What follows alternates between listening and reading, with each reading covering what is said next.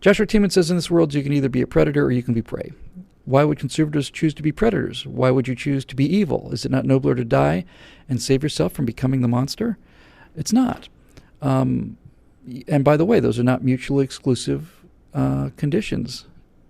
Joshua, as I'm sure you know, because you're asking the question sarcastically, the idea that if you're willing to defend your life with lethal force makes you a monster is crap. It means no. And so many of these people, this is again, it's the unearned moral superiority, it's the hypocrisy of it. You go to a cocktail party in the Hollywood Hills and Steven Spielberg and all these other people are there and you say, what do you think about the rights to self-defense? Apparently Steven Spielberg's got like the largest gun collection in LA County. I've heard that from 2 different people. But, oh, no. Being armed is terrible. Really? Would you rather see an armed society or would you rather, be raped or killed in an alleyway? Most liberals would tell you, or that's what they call themselves, most progressives would tell you, I think it'd be better for the sake of the world if I were to give my life, just so long as we would reduce the gun violence by getting guns off the street. You'll hear this kind of thing all the time. You'll hear them talking about how evil our troops are and how we just misunderstand ISIS, and ISIS really has got a really good case, really, when you get right down to it. All this other stuff, you hear all from them all the time, until they're on their knees in an orange jumpsuit or actually on their knees in an alley with a gun to their head. And then all of a sudden, if you ask them, how would you feel now about the Marine Corps if they could come in and rescue you before this guy saws your head off? Or how do you feel now about private gun ownership if all of a sudden, before this man rapes you and strangles you to death, a conservative Christian, let's say, were to turn the corner and have in his back pocket a .38 caliber revolver and save you from this? How do you feel about it now? Now that it matters, now that it's not philosophical, now that we're down to brass tacks. I bet you there's not a single feminist, progressive, liberal, anybody who would be on their knees about to be executed or about to be raped who wouldn't all of a sudden say, if a conservative person came around the corner with their gun and tried to stop this and could stop me from being murdered or raped, I would tell them to go away because of my lofty principles. Every single one of them would come over to my point of view. And the inverse is not true. And this is why I live where I live philosophically, because it's consistent. I would want to be armed in both cases. And I can't imagine a world where I would change my philosophy based on circumstances. I really can't. I can't imagine. I really can't imagine it. If somebody pointed out to me, I'd be happy to change my mind, but I'm not aware of it. So, look, predator, you don't have to. This is a false dichotomy, I think, Joshua. I suspect you knew it. You can either be a predator or you can be prey. I'm neither.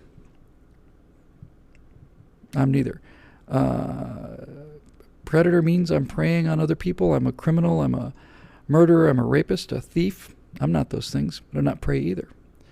So it's a false dichotomy, and it's a false choice. You can either think your life is worth defending to the degree where you're willing to take some anxiety, training, money, and so on to deploy, or you don't. You just prefer not to look at it. But like everything else, it's courage. It comes down to courage, moral courage. Do you have the moral courage to face the fact that this could happen to you? And if you do have that moral courage to face the reality that this could happen to you, do you then have the physical courage necessary to go out, purchase a firearm, learn how to use it, keep it on you, and rehearse it? Because everything I learned how to do in flying, I learned how to do on the drive home from my flight instruction. And I had 2 power failures in a single-engine airplane, and they were both non-events because I had had those power failures thousands of times. I've had thousands and thousands of power failures in airplanes. Only 2 of them in the real world, but thousands. Every time I fly, I have a power failure. Every time I take off, I have an engine failure. And I have an engine failure every time I take off at the worst possible time. And that's anxiety generating. But strangely enough, the more of it you do, the less anxiety you generate. And as I can testify from the real world, if you do it often enough, there will come a point where you may actually have it in the real world, and you'll be amazed at how little anxiety actually generates when you have an actual engine failure, because you have had so many engine failures in your mind that this is just another one of those. And every single pilot out there, by the way, it's a good example, pilots. Every single pilot out there will tell you the same thing, professional pilots, I mean. They will tell you that a couple times a year they go to the simulators and they train on circumstances that they will never encounter in the real world. that the training that they endure and that the training that they have to pass and are expected to pass and have to pass and they're prepared to pass are so far beyond what they could run into in the real world that real-world emergencies are actually kind of a letdown. They're almost anticlimactic compared to what they're trained for in the Sims. And that's precisely how it should be. The military, somebody's going to put it up there for me in a second. The idea of training should be harder than anything you should actually expect to encounter, so that the worst case scenario in the real world is actually a relatively simple exercise compared to what you're used to. It's a question of growing your capabilities, and as you grow your capabilities, your confidence increases, so that when you stress yourself with non-lethal consequences, that's training, the repeated stress and the repeated accumulation of skills goes into the bank, so that when you have to run into it when there are lethal consequences, it's not only within your physical capabilities, it's also within your mental and psychological capabilities. That's what good training is. So I don't buy this predator and prey thing. I used to think about the classic dichotomy question is which would win, the irresistible force or the immovable object. I actually, when I was young and stupid, spent a fair amount of time thinking about that. And it wasn't until somebody helped me out of this, because I knew that there was no answer to this question. I was kind of in a loop on it. I just why am I having a hard time processing which one of these things would win? And it was somebody, might have been Glenn Reynolds for some strange reason, but somebody said, Bill, the existence of the irresistible force means that there is no immovable object. The existence of an immovable object means that there is no irresistible force. One excludes the other. It's a logical conundrum. It's an impossibility. It's a perpetual motion machine. That really helped me a lot. Yeah, okay, got it. You can't have the two in the same place, because if there is one, you cannot have the other one. They lock each other out. So there you go. Okay, Joshua Tiemans again. Societal problems such as murder are always horrible problems that we cannot reasonably ask anyone to put up with. You cannot ask us to bear it, therefore you have no right to stop us from building a much more powerful state with enough power and authority over the common man and his evil tendencies that would completely halt this intolerable crime. So the argument there from the part of progressives would be murder is bad, therefore, and murder is in fact so bad that being murdered on the street, crime, that we have to build an all-powerful state, all-seeing state, all-powerful state to prevent the crime of murder.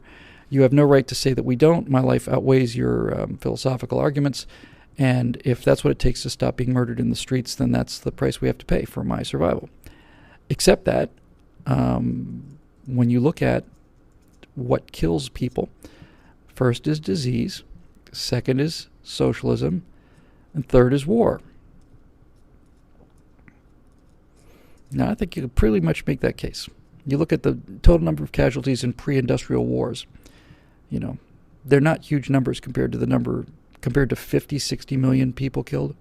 I don't think there's been 60 million combat casualties prior to Mao starving 60 million, 50 million people. I don't think there are that many people killed in war, ever, in history, altogether. I bet you could make a pretty compelling case that it's disease number one, socialism number two, and war number three. So when you build a big state that's not responsible to anybody, it's another false choice. The big state produces hundreds of thousands of times more murders than it prevents. And secondly, it's not required, because there are other ways to defend yourself. And the big state never does defend you, by the way. I mean, the state suppresses crime, but it doesn't prevent crime. You can have the most powerful police force in the world, but police forces are not with you all the time. The only way to defend yourself is point defense. That's the way to think of it. I never really thought of it before.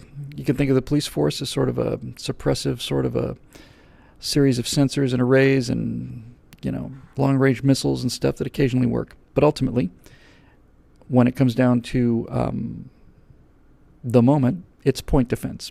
Here comes the harpoon. There goes the phalanx. Who's going to win?